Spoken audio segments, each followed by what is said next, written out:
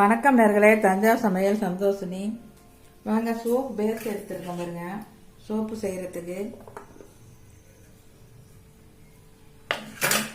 இந்த கொட்டாங்கச்சி இருக்கு பாருங்க, செரட்டைன்னு சொல்லுவாங்க, இங்கெல்லாம் கொட்டாங்கச்சின்னு சொல்லுவாங்க. இதை நல்லா எரிச்சு நல்லா சாம்பலாக்கிட்டு தண்ணி தெளிச்சு விட்டுறணுங்க. தண்ணி தெளிச்சோன்னா அது கறியாகுமா, அதை நல்லா காய வச்சு மிக்சியில் போட்டு நம்ம அரைச்சிக்கணுங்க.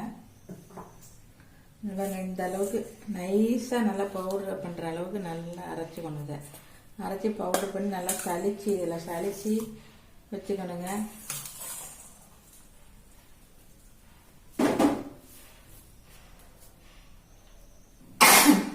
தண்ணி இது மாதிரி பாத்திரத்தில் வச்சுக்கணுங்க. வச்சுட்டு இது நல்லா தண்ணி கொதிச்சதுக்கு அப்புறம் இந்த சோப்பை இதில் போட்டு நல்லா அது கரையணுங்க. இப்போ நம்ம இதை அடுப்பில் வச்சிடலாம்.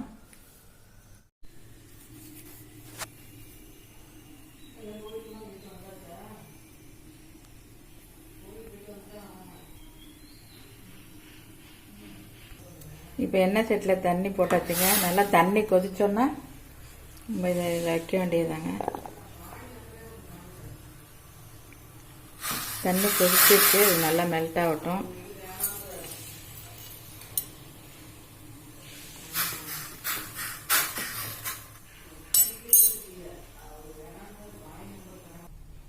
பாருங்க மெல்ட் ஆகுதுங்க.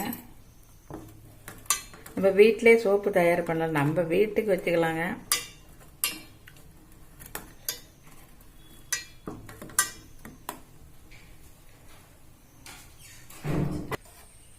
Aloe vera gel 1 spoon போட்டுக்கணுங்க.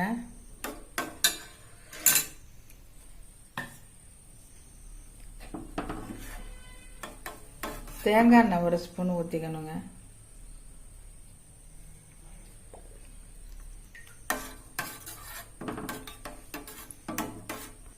நம்ம அந்த பவுடரை போடலாங்க.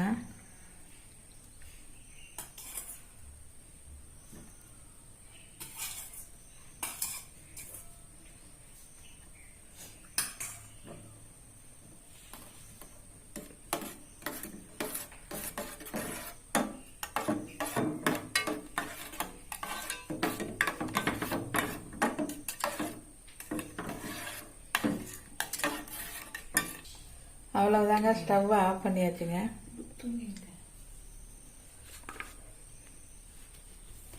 இப்படி வச்சா எப்படி கொஞ்சோண்டு ஜவ்வாது ஊற்றிக்கலாங்க வாசத்துக்கு. அவ்வளோதாங்க. இந்த கப்பில் நம்ம ஊற்றிடலாம். இப்போ ஊற்றி ஒரு 2 மணி நேரம் 3 மணி நேரம் ஆகணுங்க.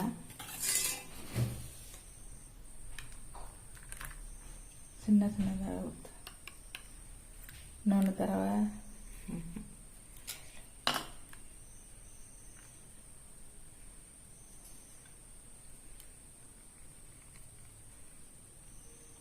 சீக்கிரம் இன்னும் ஆறணுன்னா ஃப்ரிட்ஜில் வச்சுக்கலாங்க.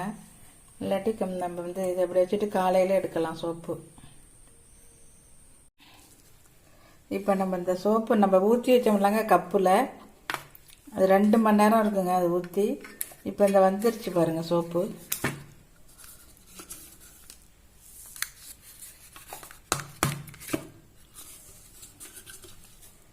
சூப்பராக இருக்கு பாருங்க சோப்பு. இது நல்லா போட்டு குளிச்சிங்கன்னா நல்லா வெள்ளை ஆகிடுவீங்க முகமெல்லாம். ஃபேஸ் க்ரீம் ஃபேஸில் போட்டு கூட நம்ம கழுவலாம் டெய்லி.